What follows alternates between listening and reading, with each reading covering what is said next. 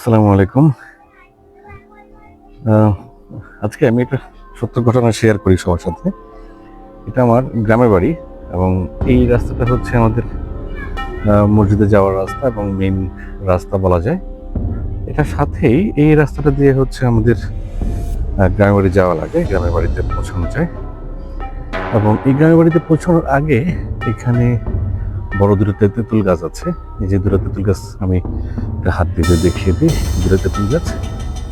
এবং এই তেঁতুল গাছের নিচ দিয়ে আমি যদি একটু সামনের দিকে আগাই, তো এখানে আসলে বেশিরভাগই জংলা এখনো পর্যন্ত অতটা, যেহেতু শীতকাল, অনেক গাছগাছালি শুকিয়ে গেছে এবং এই শুকনো গাছগাছালির কারণে অনেকটা সবুজ দেখা যাচ্ছে না।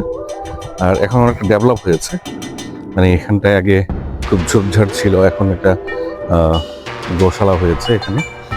ইনফ্যাক্ট হচ্ছে এই যে বাঁশঝাড় দেখতে পাচ্ছেন, এই বাঁশঝাড়টা সবাইকে দেখে রাখেন, আমি দেখাচ্ছি, আসছে আর কি। এই বাঁশঝাড়টা থেকে শুরু করে যদি আমি মসজিদের ব্যাপারটা দেখি, যে উপরের উপরে মসজিদ, এবং এখানে আমাদের একটা ঘাট ছিল। এখানে সেই সময় ছোটবেলায় যখন আমরা এখানে আসতাম, এখানে ঘাটা ছিল, এখানে ঘাট ছিল, ওইখানটায় ঘাট ছিল, এখন একটা ঘাট আছে অবশ্যই এখানে, এই যে একটা ঘাট আছে। এটা তেমন কেউ ব্যবহার করে না, কিন্তু একটা সময় ব্যবহার হতো।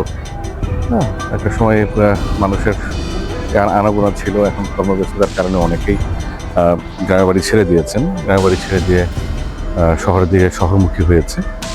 শহরের জীবনটা আসলে যান্ত্রিক, আর গ্রামের জীবনটা যান্ত্রিকময় নয়, কিন্তু তাল মিলিয়ে চলতে গেলে মানুষকে অনেক কিছুই করতে হয়। যেই বলছিলাম যে বাঁশঝাড়ের কথা আমি বলছিলাম, যে বাঁশঝাড় এবং সামনে হচ্ছে আমার দাদাদের কবর, এবং এই পুরোটাই মসজিদের কবরস্থান, পুরো পুকুর পাড় জুড়ে। আর একটু সামনে যদি আমি আগাই, তাহলে আমি দেখাতে পারি যে এই বাঁশঝাড়ের সাথেই এখানটায় আমাদের একটা কাচারি ঘর আছে। কাচারি ঘর, এই কাচারি ঘরটা তখন বেড়ার ছিল, এখন পাকা করা হয়েছে। আর এখানে আরেকটা কাচারি ঘর আছে, দুটো কাচারি ঘর।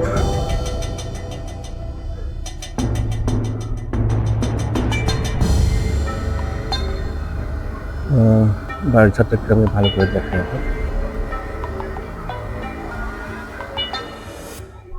এই বাড়িটা নিয়ে একটা পুরনো একটা সত্য ঘটনা আছে, এই ঘটনাটাই আমি আজকে সবার সাথে শেয়ার করবো। আর এটাই হচ্ছে আমাদের বাড়ির সামনের দিকে রাস্তা, আর এটাই হচ্ছে আমাদের বাড়ির ঢোকার রাস্তা। এখানটায় মেইন রোড। এটা এক সময় তখন কাঁচা রাস্তা ছিল, এখন তো পাকা করা হয়েছে। কাঁচা রাস্তা ছিল, তো কাঁচা রাস্তা হওয়ার পরও এটা এখন যেহেতু ডেভেলপ হচ্ছে, এটা আমাদের বাড়ি। একসময় মাটির বাড়ি ছিল, এই যে ভিতরে বাড়িটা মাটির বাড়ি ছিল, এখন সেটা পাকা হয়েছে। আর এই যে যেটা কাচারি ঘর দেখতে পাচ্ছেন, এই কাচারি ঘরের থেকে এই বাঁশঝাড়ের দূরত্ব বেশি না কিন্তু, এবং এই বাঁশঝাড়ের সাথে হচ্ছে পুকুর পাড় আর এই কবরস্থান। এই পুকুর পাড় এবং কবরস্থান নিয়ে কিন্তু আমি যে সত্য ঘটনাটা সবাইকে শেয়ার করব, সেটা হচ্ছে 1994-95 সালের কথা বলছি। 1994-95 সালের দিকে তখন আসলে এই জায়গাটা তখন কারেন্ট ছিল না আমাদের বাড়িতে, তখন কারেন্টের লাইন আসেনি। তো না আসার কারণে যেটা হয়েছে যে তখন এই উঠোনগুলো মাটির উঠোন ছিল, এখানে অনেক গাছপালা ছিল, এখন তো নাই, গাছপালাগুলো সব কেটে ফেলা হয়েছে। এখানে একটা আমড়া গাছ ছিল, আর একটা বড় অনেক পুরনো একটা আম গাছ ছিল, যেটা এই শিরীষ গাছের চাইতেও অনেক বিশাল বড়। এই শিরীষ গাছটার বয়স হবে প্রায় 80-90 বছর বয়স হবে, এবং সাথে একটা আম গাছ ছিল, আম গাছটা কেটে ফেলা হয়েছে। আর একটা আমড়া গাছ ছিল, আমড়া গাছটা অনেক বিশাল বড় ছিল। তো সত্য ঘটনা আমি একটু শেয়ার করি, সেটা হচ্ছে আমরা যখন বার্ষিক পরীক্ষা শেষ হতো, বার্ষিক পরীক্ষা শেষ হওয়ার পরে গ্রামের বাড়িতে বেড়াতে আসতাম। তো বেড়াতে আসার পরে এখানে রাতেরবেলা থাকতাম আমরা। তো আমাদের বাড়িতে তখন একটা কামলা ছিল, বরিশাল বাড়ি, নাম হচ্ছে ফারুক। ও এই কাচারি ঘরে থাকতো। কাচারি ঘরে থাকার ফলে সে একটু অ্যাবনর্মাল কিছু ফ্যাক্ট মানে ও দেখতে পায়। দেখতে পাওয়ার পরে আমরা যখন বার্ষিক পরীক্ষা পরে বেড়াতে এসেছি, আমার মাকে সে বলেছিল যে মামি, আজকে আপনি ঘুমাবেন না, রাতে আমি আপনাকে একটা অদ্ভুত একটা জিনিস দেখাবো। তো আমিও কৌতূহলবশত, তখন আমি ছোট ছিলাম যদিও, কৌতূহলবশত আমি ওই জায়গাটায় আমিও থাকবো বলেছি।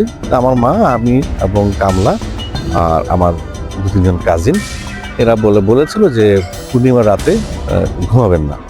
তখন মোটামুটি পূর্ণিমার রাত, যতটুকু বোঝা যায় আলো, তো প্রায় 2টার দিকে, রাত 2টার দিকে এই যে আমি যে পুকুরের ঘাটটা দেখিয়েছি, সামনে পুকুরের ঘাট থেকে খুবই সুন্দরী একজন নারী, এটা সত্য ঘটনা বলছি, অনেকে বিশ্বাস করবে না হয়তো, খুবই সুন্দরী একজন নারী, উনি পুকুর থেকে গোসল করে উঠেছেন।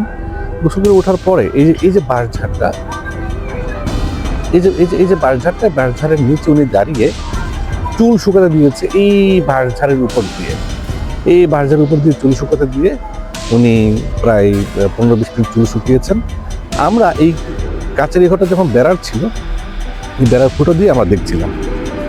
প্রায় উনি আধা ঘন্টা চুল শুকিয়ে উনি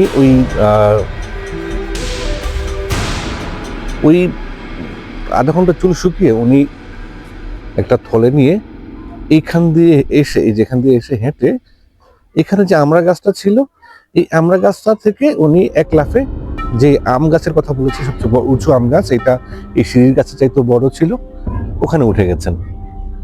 তো এটা আমার লাইফে দেখা একটা প্যারানরমাল একটা অ্যাক্টিভিটিস আমি বলবো, এটা আমি শেয়ার করেছি সবার সাথে, আজকে সবাইকে শেয়ার করলাম। হয়তো সবাই অবিশ্বাস করতে পারেন, বাট এটা গ্রামাঞ্চলে ধরনের অনেক কিছুই অলৌকিক জিনিস দেখা যায় যদিও। আর আমাদের গ্রামটা তো দেখতে পাচ্ছেন, আমাদের গ্রামটা একটু জংলা টাইপের।